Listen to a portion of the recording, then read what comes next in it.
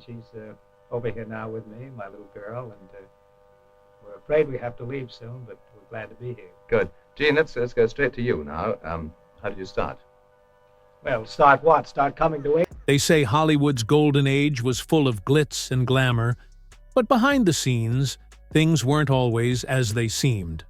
One of its biggest stars, Gene Kelly, had a life that was far more complex than his charming, carefree movie characters.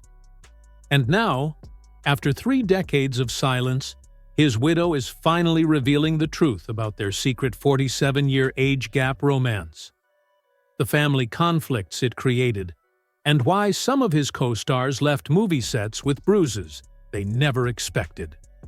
Born on August 23, 1912, in Pittsburgh, Pennsylvania, Gene Kelly, full name Eugene Curran Kelly, was the third of 5 children in a working-class Irish-American family. His father, James, worked as a traveling salesman, barely scraping by on $75 a week, while his mother, Harriet, held the household together, determined to give her children opportunities she never had. She believed music and dance could open doors for them, even if money was tight. But young Gene had no interest in dancing. In fact, he hated it. He preferred skating, swimming, and, more than anything, playing baseball. His dream: to become a shortstop for the Pittsburgh Pirates. But fate had other plans. When Gene was 8, his mother enrolled him in dance classes, but the idea of a boy dancing was embarrassing. He quit almost immediately. Yet Harriet never stopped encouraging him, and by 14, he reluctantly gave dance another try. This time, something clicked. He realized that dance wasn't so different from sports. It required the same precision, strength, and agility. That shift in perspective changed everything, setting him on a path he never expected. Then, in 1929, the Great Depression struck, and his family struggled to make ends meet. Gene had just started studying economics at Pennsylvania State University, but financial hardship forced him to drop out and return home. To help his family, he took any job he could find: pumping gas, laying bricks, even serving sodas at a local shop. But no matter how exhausting the work was, he never gave up on dance. At night, he and his brother Fred performed at talent shows and nightclubs across Pennsylvania, bringing in extra cash and gaining valuable experience. It was these small gigs that kept his passion alive and pushed him toward something bigger. By 1932, Gene wasn't just performing, he was teaching. At just 20 years old, he co-founded the Gene Kelly Studio of Dance in Pittsburgh. His fresh, energetic teaching style made the studio an instant success. Unlike traditional dance teachers, Gene made dancing feel like a sport, showing young boys how strength, balance, and quick footwork were just as crucial in dance as they were in baseball or boxing. His approach worked, attracting over 150 students per year. By 1933, his family had opened a second studio in Johnstown, Pennsylvania, and Gene was becoming a local star. But he wanted more. In 1938, he took a gamble and moved to New York City. The early days were tough. At first, he worked behind the scenes, choreographing small productions, but it didn't take long for people to notice him. His dance style was electric, powerful, athletic, and unlike anything Broadway had seen before. He didn't just glide across the stage, he commanded it with a mix of grace and raw energy.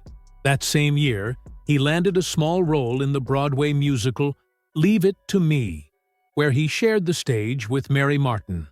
Though his part was minor, it was enough to get him noticed by Robert Alton, a respected choreographer who had worked with Gene back in Pittsburgh. Alton recognized Gene's unique talent, not just as a dancer, but as a teacher, and knew he had something special. That one connection would change everything. Soon, Gene was cast in One for the Money, performing in 8 different routines and proving he was more than just a background dancer. Just a year earlier, he had been struggling to find steady work. Now, he was dancing alongside Broadway's best. But the real breakthrough came in 1940 with Pal Joey. This Rodgers and Hart musical gave him his first leading role as Joey Evans, a nightclub performer with charm and questionable morals. It was a role tailor-made for Gene, blending his dance skills with his undeniable stage presence. Critics were divided on the show's darker themes, but there was no denying Gene's star power. He was captivating. Backstage, however, he was relentless. His perfectionism was legendary. Co-star Van Johnson recalled seeing Gene practicing alone under a single lamp long after rehearsals had ended, repeating his moves over and over again. That dedication paid off. Pal Joey ran for 374 performances, becoming one of the longest-running Rodgers and Hart musicals at the time. Hollywood was watching, and soon the offers started rolling in. But Gene wasn't quite ready to leave Broadway just yet. Before making the jump to Hollywood, he choreographed Best Foot Forward in 1941, a high-energy musical that showcased his innovative dance style. His ability to blend storytelling with movement set him apart from other choreographers of his time. He didn't just create steps, he created moments. And those moments were about to take him to the silver screen. But there's more to Gene Kelly's story than just talent and hard work. While the world saw a charming leading man, those closest to him knew a different side. His intense perfectionism could be overwhelming, and his relationships, both personal and professional, were often marked by tension. His widow's long-held silence is finally breaking, revealing secrets that cast a new light on the Hollywood icon. The truth about his love life, his behind-the-scenes battles, and the toll his relentless drive took on those around him is only just beginning to surface. And as more details emerge, one thing is certain. There's far more to Gene Kelly than meets the eye. Gene Kelly's Hollywood breakthrough was anything but smooth. He had the talent, but, in Hollywood, talent alone didn't guarantee success. When he first arrived in Los Angeles, he was stuck, signed under contract with David O. Selznick, but without any suitable roles. He waited. Days turned into weeks, then months. Just as frustration was setting in, fate intervened. Selznick decided to loan him to MGM for a film called For Me and My Gal in 1942. That decision changed everything. The film paired Kelly with the legendary Judy Garland in a World War I-era story about two vaudeville performers. MGM executives hesitated at first. Was Kelly too much of a Broadway performer for Hollywood? But Garland saw something others didn't. She insisted he get the role. That kind of backing was rare in the industry, and Kelly never forgot it.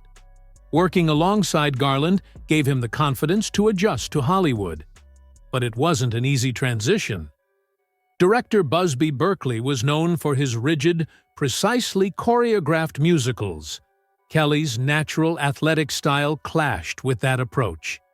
He wanted his dance sequences to feel organic, to move with the emotion of the scene. Berkeley, however, demanded sharp lines and picture-perfect precision. The set was filled with tension. But when the film premiered, audiences saw something new in Kelly. A fresh energy, a different kind of dancer who wasn't just technically brilliant, but also charismatic and engaging. The film's title song, For Me and My Gal, became one of his most memorable performances. That first film proved he had star power, but CoverGirl, 1944, proved he had vision. Paired with Rita Hayworth, Kelly played a Broadway hopeful caught between love and ambition. But the real magic happened in the now famous alter ego sequence, where Kelly danced with a ghostly version of himself. It was a cinematic first, an innovative use of special effects that made Hollywood take notice. To create the illusion, Kelly had to perform the entire dance sequence twice, with every movement perfectly matching the first take. The second version was then superimposed onto the film, creating a seamless effect. Kelly later admitted it was the hardest thing he'd ever done, but it was also one of the most groundbreaking. That scene didn't just showcase his talent. It revolutionized how dance was captured on film. The success of CoverGirl finally gave Kelly leverage behind the scenes. MGM, initially hesitant to give him creative control, began trusting him more. He had proven he wasn't just a performer. He was a visionary, and he wasn't about to waste the opportunity.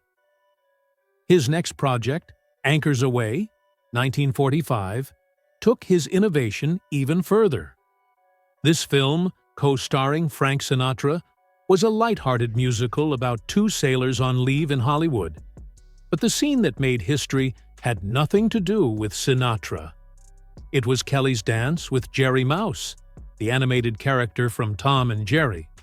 At the time, mixing live action and animation like this was unheard of. The process was painstaking. Kelly had to perform the entire dance alone, his movements meticulously planned so animators could match them frame by frame. Even the shadows had to be drawn by hand to make it look real.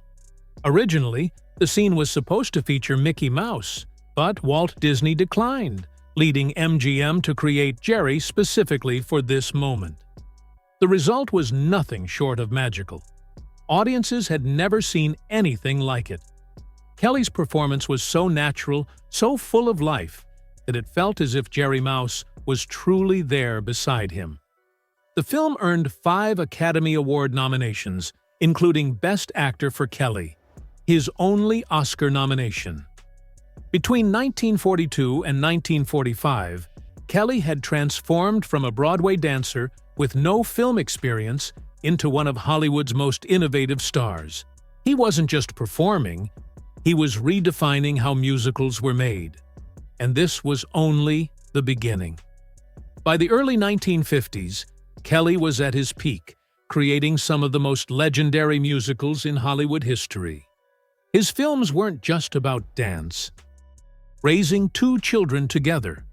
But tragedy struck in 1973, when Coyne was diagnosed with leukemia. She passed away at just 50 years old, leaving Kelly, then 60, devastated. He withdrew from the limelight, prioritizing his children over his career.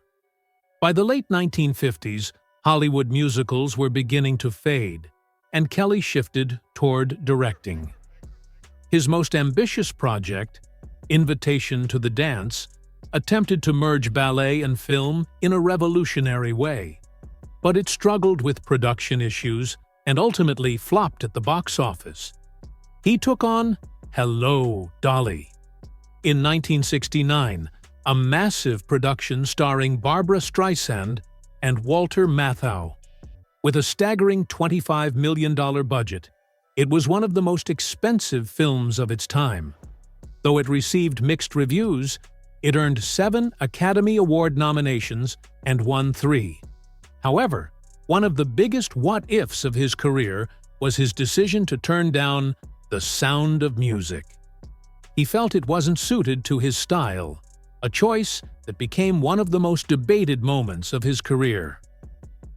In the 1970s, Kelly became the face of MGM's golden age, hosting the That's Entertainment documentary series.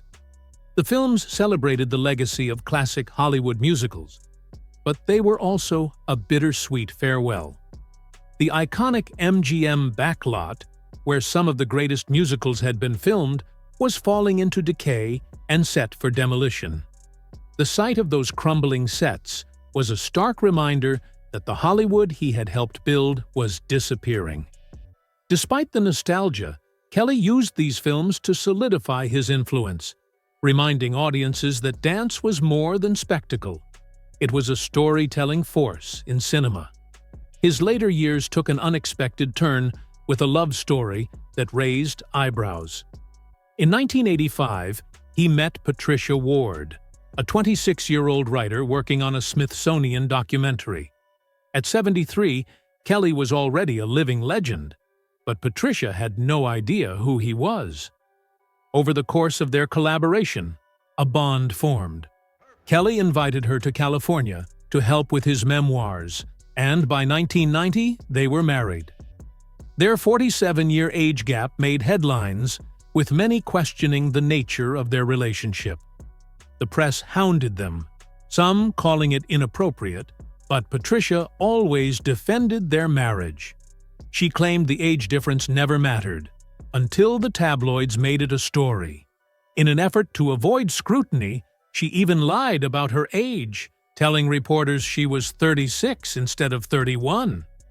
Despite the gossip, they remained devoted to each other until Kelly's passing in 1996. Even in death, controversy followed him. Stories of his harsh treatment of co-stars, particularly Debbie Reynolds, continued to circulate. It was widely claimed that Kelly pushed Reynolds to the brink while filming Singin' in the Rain, forcing her into grueling rehearsals that left her feet bleeding. Some versions of the story even suggested doctors had to be called. Patricia Ward Kelly has spent years fighting these claims, arguing that production notes contain no record of such incidents. She insisted that while Kelly was a perfectionist, he was never cruel. But conflicting accounts persisted. Reynolds herself described their on-screen kiss as aggressive and unpleasant, and their working relationship remained tense. Similarly, Stanley Donen described Kelly as difficult and demanding, painting a picture of a man who was both brilliant and ruthless in his pursuit of perfection. The complicated nature of Kelly's legacy extended beyond his working relationships. He had been one of Hollywood's most celebrated figures, but his later years were filled with struggles to preserve his own narrative. He worked to protect the golden age of musicals, but as the industry changed, his influence began to wane. Despite this, the honors never stopped. In 1982, he received a Kennedy Center honor, recognizing his impact on performing arts. 3 years later, at 72, he was given a Lifetime Achievement Award by the American Film Institute. In 1989, the Screen Actors Guild acknowledged his immense contribution to entertainment. He had already received an honorary Academy Award in 1952, one of the first times a musical performer had been recognized at such a level. And in 1994, just 2 years before his passing, President Bill Clinton awarded him the National Medal of Arts. It was official. His influence was undeniable. Gene Kelly's story is one of triumph and turbulence. He reshaped Hollywood with his creativity, but he was also a man of contradictions. A visionary artist who demanded perfection, a mentor who inspired and intimidated, and a Hollywood icon who left an indelible mark on cinema. His legacy lives on in every musical that dares to push boundaries, every dance number that tells a story, and every performer who dreams of capturing the same magic he brought to the screen. The world may debate his methods, but one thing is certain: Hollywood was never the same after Gene Kelly.